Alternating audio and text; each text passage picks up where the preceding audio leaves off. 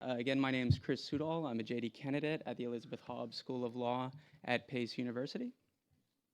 I'd first like to thank Professor Gaillard, the Normandy Chair for Peace, for organizing this summer school and for this opportunity to present to you all today.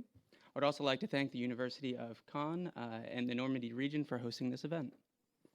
Additionally, I'd like to thank Professor Nick Robinson and the Hobbs School of Law and their environmental law program for their support in my participation in the IUCN and as a member of the Center for Environmental Legal Studies. I've been a student of Professor Robinson for about 2 years. Before meeting Professor Robinson, I was a history graduate student at the University of Wyoming, studying history of the American West, settler colonialism, and the environment.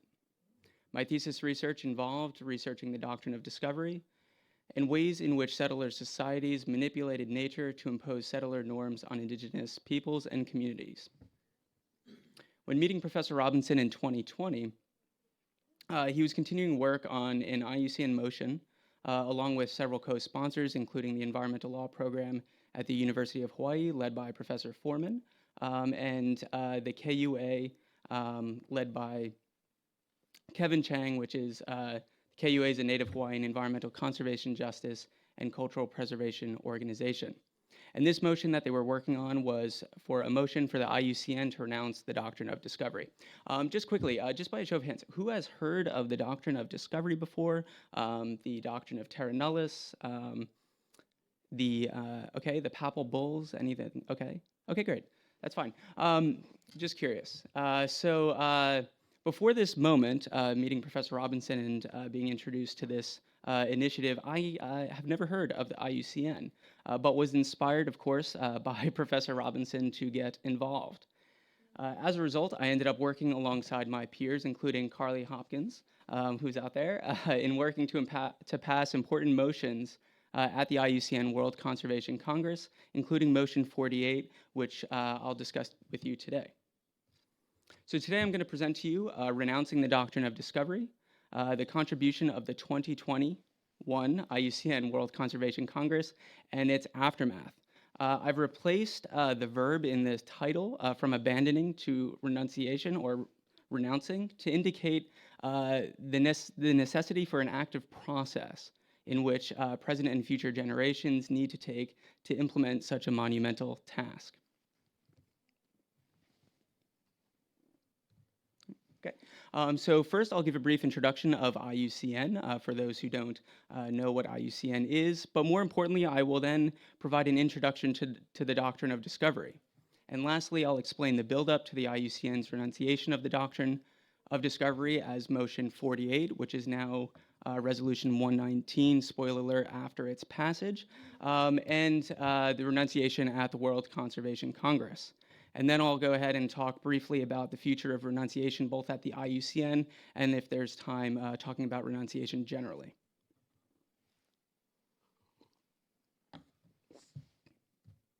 Okay, great. So what is the IUCN? The IUCN, or the International Union for the Conservation of Nature, is an international conservation organization that is comprised of government, non-government, and indigenous peoples organizations. Membership comprises of over 1,400 organizations. Members in this organization have the opportunity to propose and vote on organization policies in a bicameral system every 4 years at the IUCN World Conservation Congress. The bicameral system is split between two houses. In the first house, there's non-government and indigenous peoples organizations, and in the other house, comprised of government organizations. In 2021, at the 2020 IUCN World Conservation Congress in Marseille, the IUCN voted to renounce the doctrine of discovery, a significant moment in conservation history, as the IUCN is currently the largest intergovernmental organization to renounce the doctrine. So what is the doctrine of discovery? The doctrine of discovery is a religious and legal principle that dates back to the 5th century AD. The doctrine was first conceived by religious philosophers and implemented by the church to justify wars of conquest on the fringes of Christendom.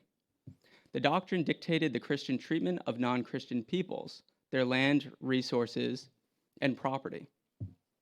Eventually, the doctrine became codified by the church and used by Christian empires in their pursuits of conquest from the 15th century. Up on the screen, I thought I'd share some book recommendations for you all. The first, Discovering Indigenous Lands, is a comparative study between Australia, the United States, and New Zealand, and how the doctrine of discovery has been implemented in those three jurisdictions. Uneven Ground discusses, among other topics, doctrines that underpin the U.S. federal indigenous relationships. Conquest by Law provides an in-depth analysis to the Johnson v. McIntosh Supreme Court ruling in 1823, which also provides a critique of the Marshall opinion. And then Pagans in the Promised Land is an analysis of the doctrine's language of domination and Christian underpinnings as interpreted by the Marshall Court. Okay, so as Christian empires started to settle on non-Christian lands, the doctrine has taken many forms.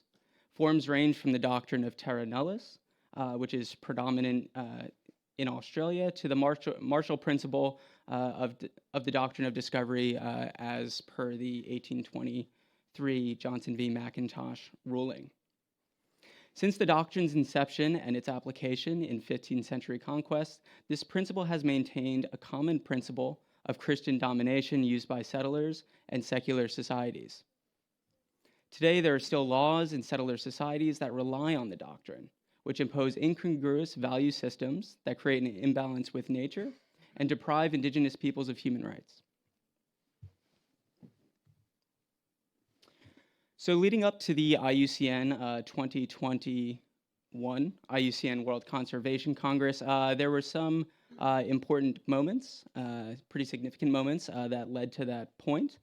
Specifically in 2007, the United Nations General Assembly adopted UNDRIP, the UN Declaration on the Rights of Indigenous Peoples, which set the stage for a guidance for governments to recognize indigenous rights.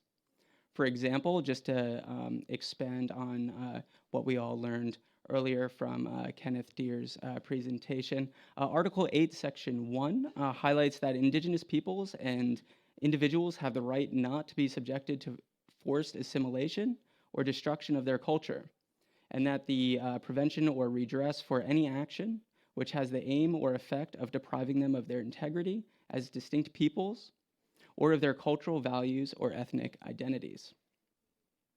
In 2008, the IUCN endorsed UNDRIP, setting the stage for further establishment of policies focused on indigenous rights.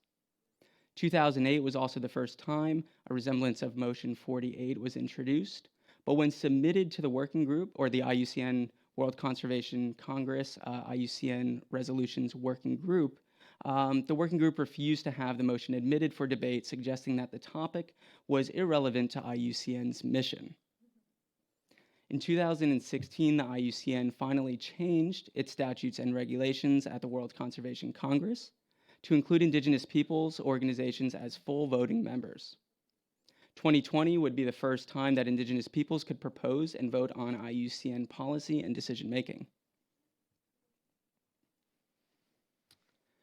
Then from 2016 to 2020, leading up to the 2020 World Conservation Congress, the Center for Environmental Legal Studies and its co-sponsors submitted a draft to renounce the doctrine of discovery, which was introduced with the title Rediscovering Care for Mother Earth through Renouncing the Doctrine of Discovery.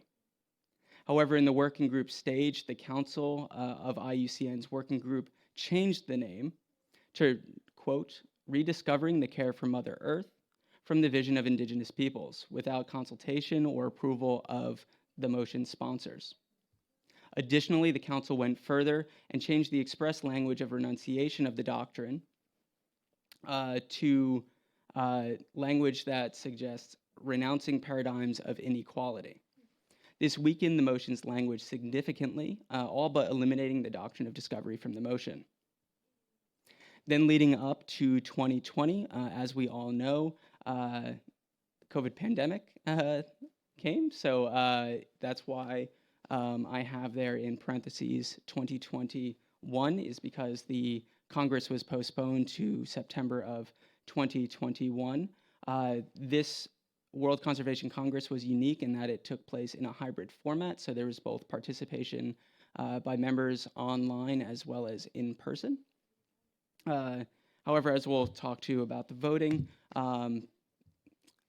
voting was restricted specifically to in-person or proxy votes, not necessarily open to online voting. Okay, so at the IUCN 2021 World Conservation Congress, members have the opportunity to negotiate the language of proposed motions in contact groups and then vote on these motions. These contact groups are meetings of motion sponsors, interested members, and a contact group moderator. This was my role at the IUCN World Conservation Congress, not the moderator, but participating in these contact groups. Since this World Conservation Congress was in hybrid format, contact groups occurred via Zoom. So I was in White Plains, not in Marseille. I know there were some people in Marseille here, and I'm extremely jealous of you, but I was able to participate online in these contact groups. However, Professor Robinson, of course, was on the ground in Marseille.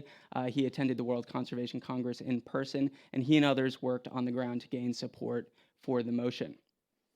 Unlike other motions, Motion 48, when it was proposed and put into the contact group, it only went through one phase of the contact group.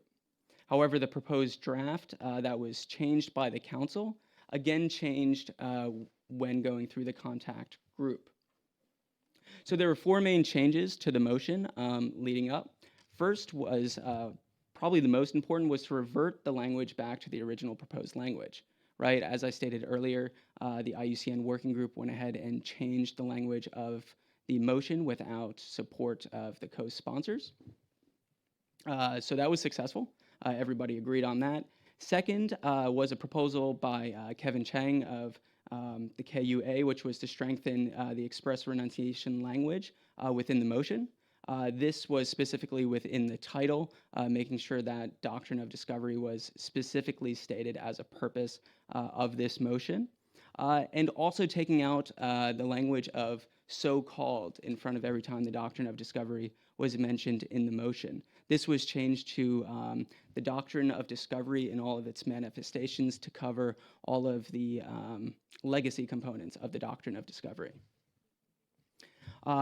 Additionally, there was a call to capitalize indigenous peoples everywhere within the motion. This was proposed by Kealapono Richardson of the University of Hawaii School of Law.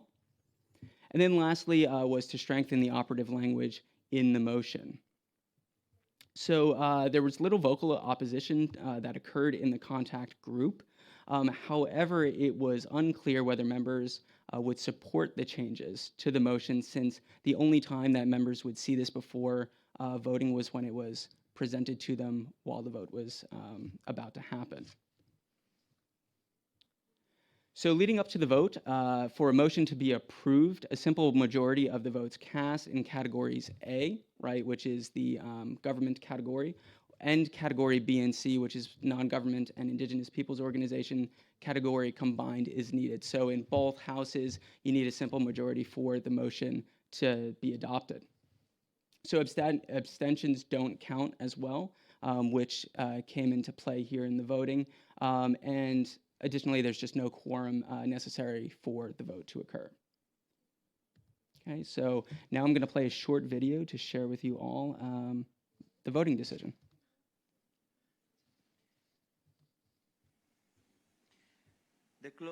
The vote is closed. The results.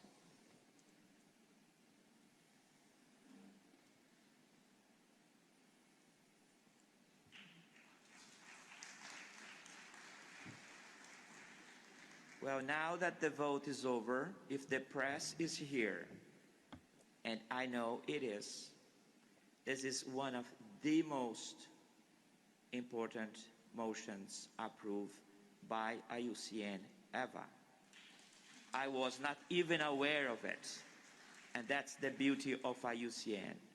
We have just said no, perhaps too late, for 500 or to 500 years of oppression under the name of faith.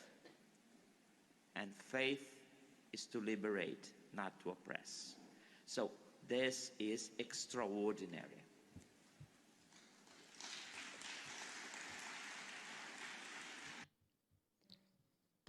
So pretty exciting moment.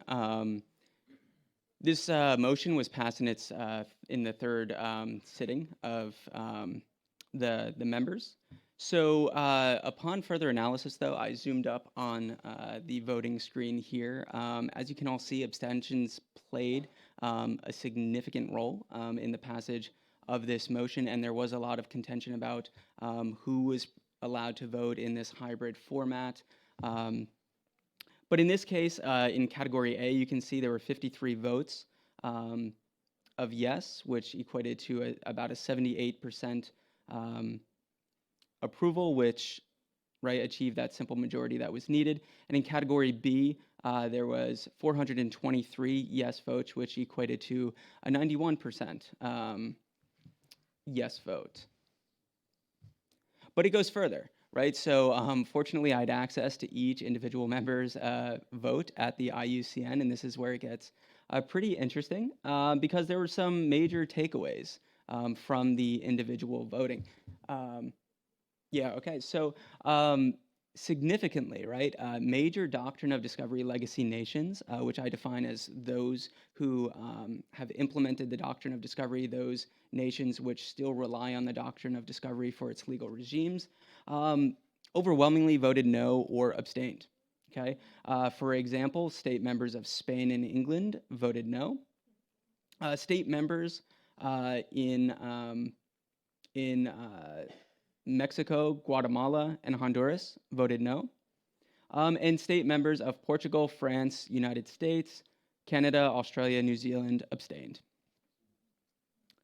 Also, though, there's some interesting observations that all Indigenous peoples organizations voted yes with only one abstention, right? So from these results, it's clear that states whose legal regimes rely on the doctrine of discovery are hesitant or even resistant to renouncing the doctrine of discovery.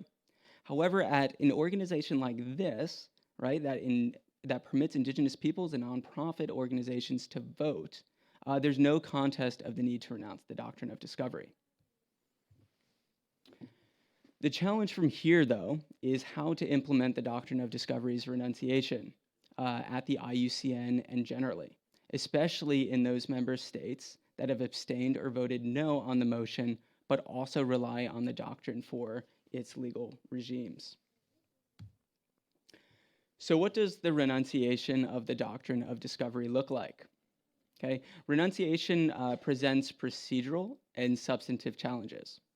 From the resolution text, so this is specifically speaking to the IUCN's text, the next phases of implementing the Resolution 119 is for the IUCN to establish a Truth and Reconciliation Working Group to establish best practices for conservation and involving Indigenous peoples in those efforts. In this, it is implied that these activities take into account the doctrine of discovery's renunciation. The renunciation also calls for the outright repeal and renunciation of the doctrine of discovery by states. Currently, the Center for Environmental Legal Studies is working on a meeting with the United States State Department to provide understanding and clarity to the government and the White House on Resolution 119 and its goals. More importantly, the resolution calls for religious leaders, including the Pope, to repeal the doctrine of discovery and the papal bulls that have never been repealed. At the Center of Environmental Legal Studies, we're trying to arrange and coordinate a meeting with the Vatican UN representative to see how this might be done. This, however, only echoes the pre-existing calls by Indigenous peoples and communities to the Pope to renounce the doctrine of discovery. Lastly, the resolution calls for new paradigms of conservation. I can also go back, I apologize, so you all can maybe read the resolution there. This includes new paradigms that focus on the renunciation of the doctrine of discovery. You'll notice that I did not specifically talk to the substance of renouncing the doctrine of discovery because procedure is just as important as substance, and to really nail down those procedural elements is important because it really coordinates who participates in the doctrine's renunciation. I don't have any substantive recommendations or offerings for you today, but I can say that it's going to be a long-term effort that future generations will certainly have a role in forming and maintaining. And therefore, we have a responsibility to invest our best efforts so that future generations can move closer to a world that renounces the doctrine of discovery. Thank you.